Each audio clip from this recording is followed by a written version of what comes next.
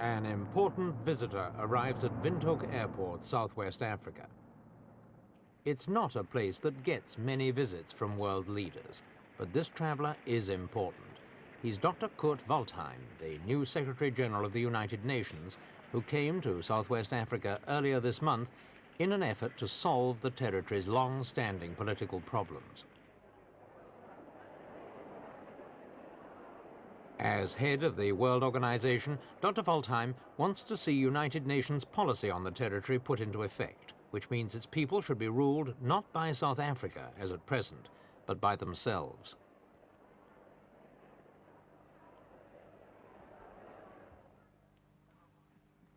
The Secretary-General was in no danger of forgetting his mission.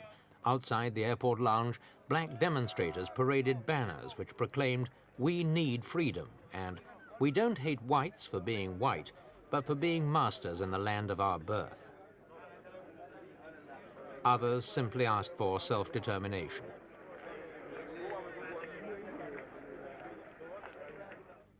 Southwest Africa is 2/3 the size of South Africa itself, a vast stretch of country which runs nearly 1,000 miles northwards from the border with the Republic.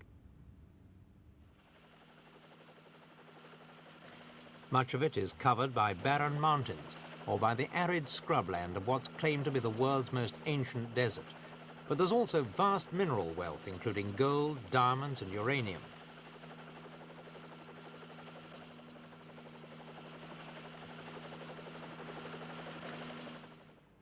The territory's official capital is here at Windhoek, but its real capital for more than 50 years has been Pretoria. A League of Nations mandate made South Africa custodian of the area in 1920. Before then, Southwest Africa had spent 30 years as a German colony, a fact still commemorated in Windhoek's street names. Goeringstrasse is named after the Nazi leader's father, a colonial administrator. German speakers still account for nearly a quarter of the white population, which now numbers about 100,000.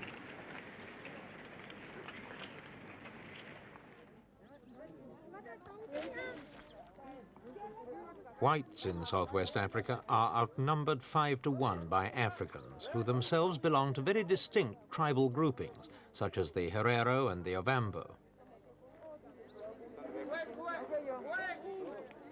The original League of Nations mandate called upon South Africa to promote to the utmost the material and moral well-being of the inhabitants. The Pretoria government claims it's done just this by creating separate black homelands for the Africans. The United Nations disagrees and says the apartheid conditions here are a violation of its charter.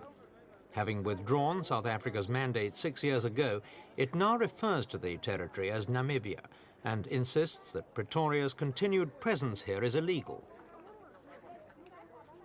The International Court at The Hague agrees, and so too does Chief Clemens Kapoor, leader of the Herero tribe. What did he think of Dr. Waldheim's visit?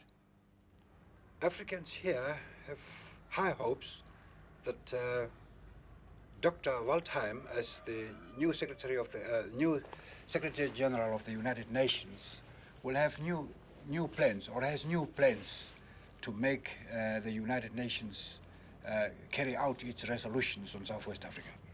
They feel that they are going to give him their grievances on the situation in Southwest Africa, and because Dr. Waldheim is going to see the situation for himself here, and being a new Secretary General, they will feel sure that he is going to make changes.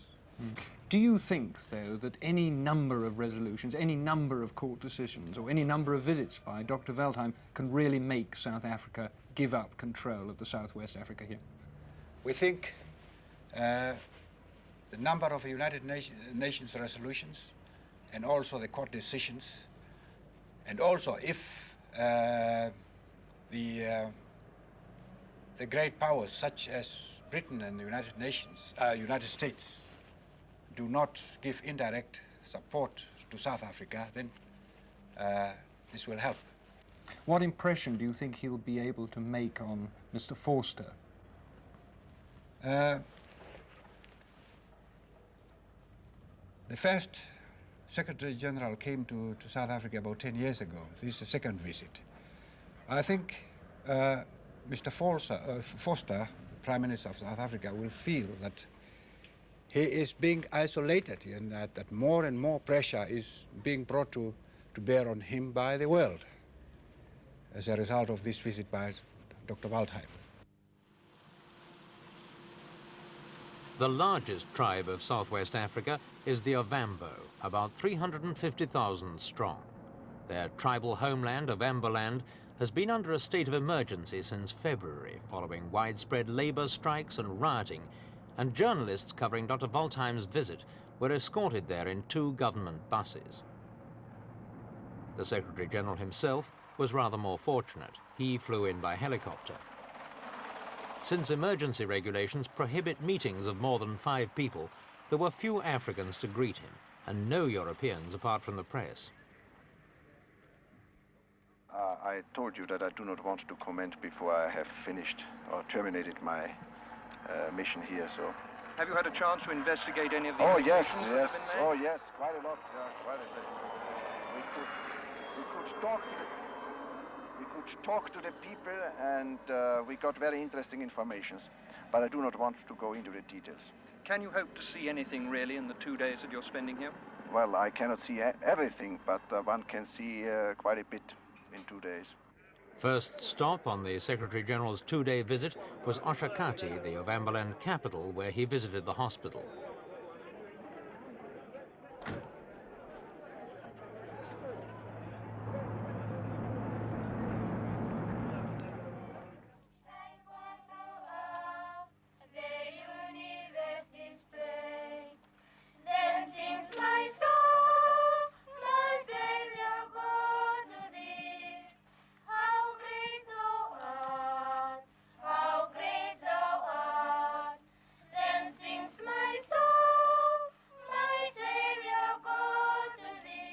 The South African government is spending £100 million in its first 5-year plan for the homelands, and it's proud of hospitals like this where Africans pay only a small fee no matter how lengthy their treatment. Opponents of the government claim it's spending only a fraction of the enormous profits it draws from the territory's mining industry. At a press conference after his visit, Dr. Waldheim was asked whether his attempt at dialogue with Pretoria was worthwhile. Well, I think the aim of the government of South Africa, as the government expressed it herself, is to grant self-determination and independence to Namibia, or Southwest Africa, as you call it here. This is the aim of the United Nations, to get self-determination and independence for the country. As you know, a number of resolutions were adopted in this sense. The purpose of my visit, of course, is to clarify the situation and through direct contacts, to achieve through direct contacts this aim, namely self-determination and independence of the country.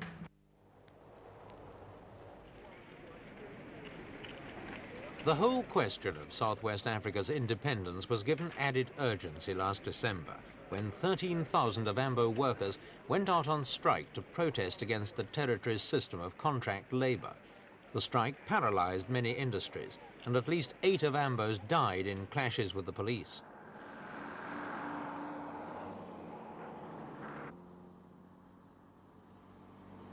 Under the contract system, workers are brought from their homelands to work for a minimum period of 1 year for an employer they've never seen.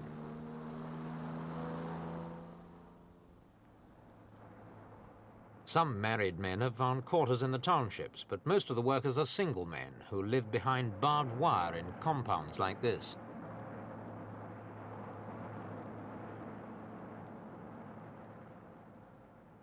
Once in here, they don't see their family until they leave the job, and their movements outside the compound are restricted.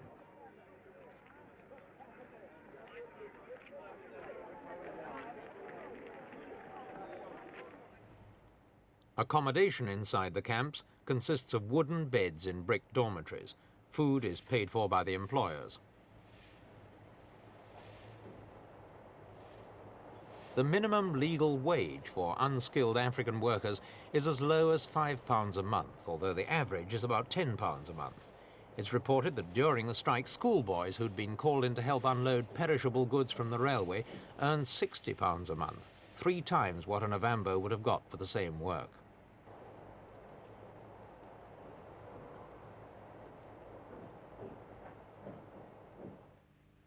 The strike forced the government to negotiate a new agreement, but dissatisfaction remains. Emmanuel Mbalili, accused of being a strike leader, told us workers could now leave their jobs, only to be sent back to the homeland. Now, how have things changed? Basically, nothing has changed. It is the same I told you already, that exactly just whether we came from at Ovamboland with a new system contract. They said, this contract is just you are free. You are going to work, but if you don't want to stay at the same job, you are going to change it there. But if we Ovambo people come to work here in Windhoek or everywhere here in Southwest, if I want to change the job and to get another one, they didn't give me a permission to do it. The only thing they said, now you must, we must assign you, then you're going back to Ovamboland. Then you must going to find another job there from Ovamboland, not here in Southwest, in Windhoek, such like that. So even though you're supposed to be allowed to change your jobs now under the new system, that's not possible? This is not possible, yes.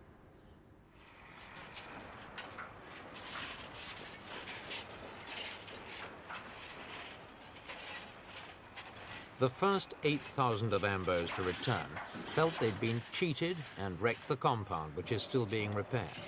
The government decided to take a dozen of the alleged strike leaders to court for breaking their contracts and intimidating others.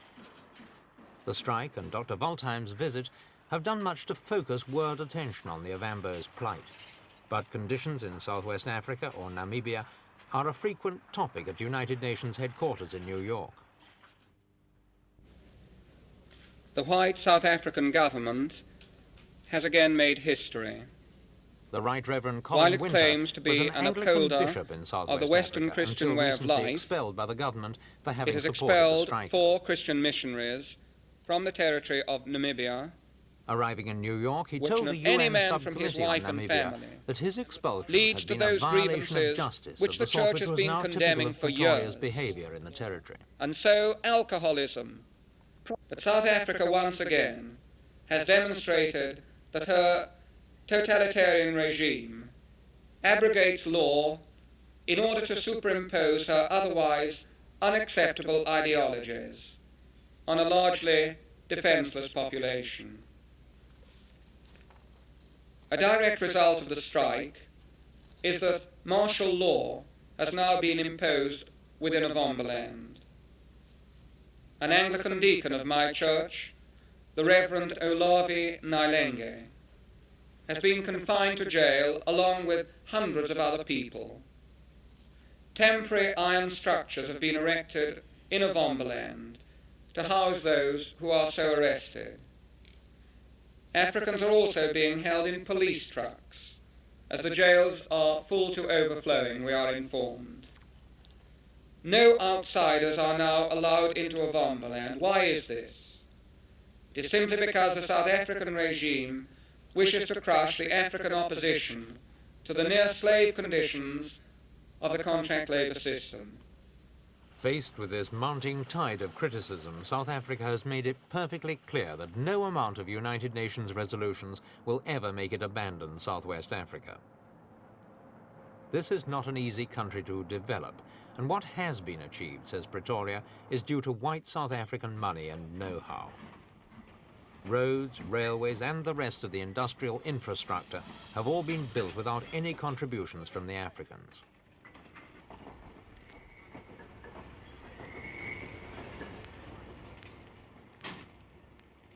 Dirk Mudge, a senior member of the Territory's Executive Committee, believes any change will have to be gradual and will follow the lines of separate development already laid down. Only a policy that is acceptable to all the people in this country can, in the end, succeed.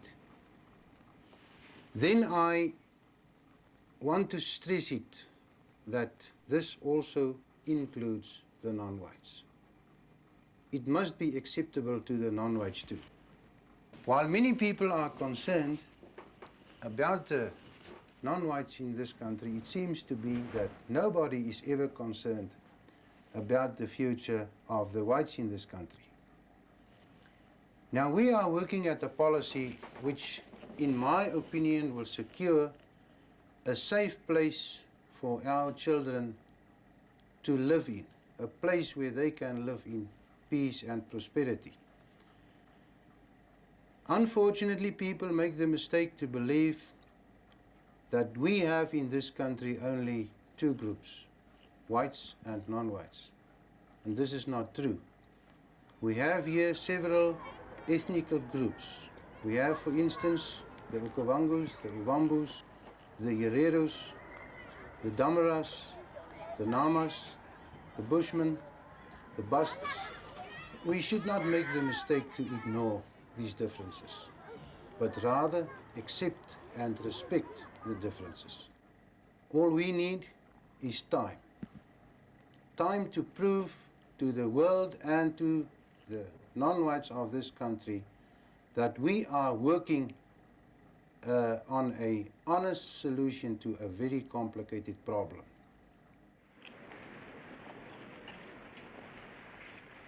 Whatever the honesty of South Africa's motives, there seems little chance that it will ever produce a solution that would be acceptable either to the United Nations or to the Africans themselves.